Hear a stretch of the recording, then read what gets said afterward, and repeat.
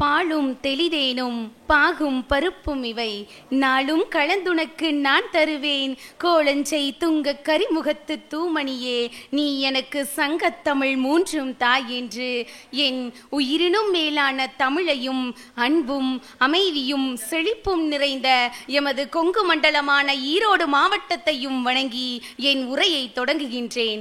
தலைப்பு தொல்லியல் அகழாய்வு கொடுமணலாகும். எமது தாய் திருநாடான தமிழ்நாட்டில் தோண்ட தோண்ட தொல்லியல் சான்றுகள் கிடைத்த வண்ணம் உள்ளன. 70,000 ஆண்டுகளுக்கு முற்பட்ட தமிழர் வாழ்ந்த நாகரிகம், மக்கள் தொடர்பான அனைத்து செய்திகளும் சான்றுகளாக, தொல்லியல் சான்றுகளாக கிடைத்து கொண்டிருக்கின்றது. நமது நாட்டில் அகழாய்வு களங்களாக ஆதிச்சநல்லூர், அரிக்கமேடு, மாங்குடி, அழகன்குளம், அரச்சநல்லூர், இதற்கும் மேலாக எமது மாவட்டத்தை பறைசாற்றி கொண்டிருக்கும் கொடுமணல் என்னும் பகுதியும் அகச்சான்றுகளாக, அகழாய்வுகளில் தொல்லியல் சான்றுகளாக எமது மாவட்டத்தை பறைசாற்றி கொண்டிருக்கிறது அல்லவா? தமிழ்நாட்டிலேயே உலகிலேயே ஈரோடு மாவட்டத்தில் கங்கை ஆறு கலக்கும் நொய்யல்லாற்றின் வடகரையில் அமைந்துள்ளது எமது கொடுமணலாகும்.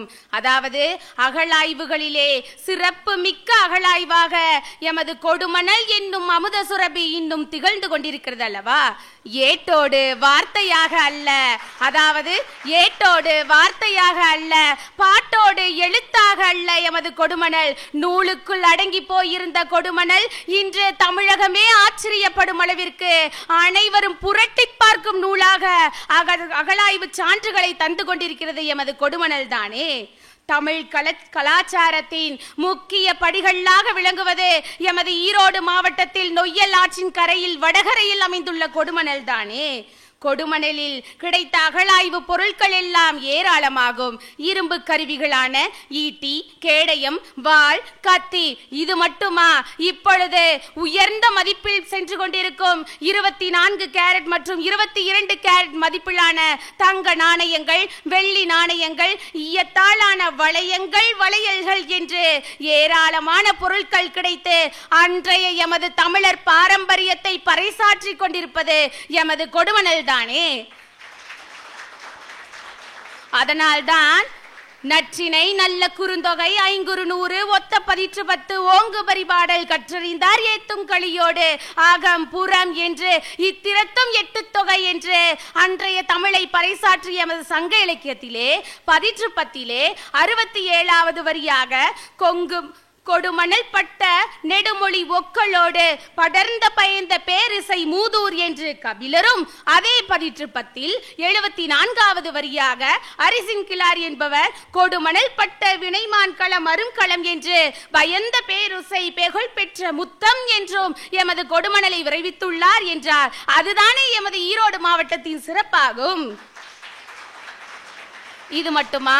இன்று நாம் தங்க நாணயங்களையும் வைடூரியங்களையும் தேடி சென்று கொண்டிருக்கிறோம். அத்தகைய ஆயிரக்கணக்கான மணிகளும் வைடூரியங்களும் புதைந்து கிடக்கும் மணல்தான் எமது கொடுமணல் ஆகும். அந்த கொடுமணலை முதலாக 1950ஆம் ஆண்டு சீனிவாச தேசிகர் என்பவர் முதல் முறையாக அதனை ஆராய்ச்சி மேற்கொண்டார். அதனைத் தொடர்ந்து தமிழக அரசின் திட்டத்தால் 1961ஆம் ஆண்டு தேசிகர் என்பவரும் கல்வெட்டு அறிஞர் ராசு என்பவரும் அதில் தடம் பதித்தார். அதன் பின்னர் தான் 2019 மற்றும் 2020 மேற்கொள்ளப்பட்ட அகழாய்வுகள் மட்டும் 500க்கும் மேற்பட்ட எலும்புக்கூடுகள் கண்டுபிடிக்கப்பட்டு கொடுமணல் இன்னும் சாதனை புரிந்து கொண்டிருக்கிறது.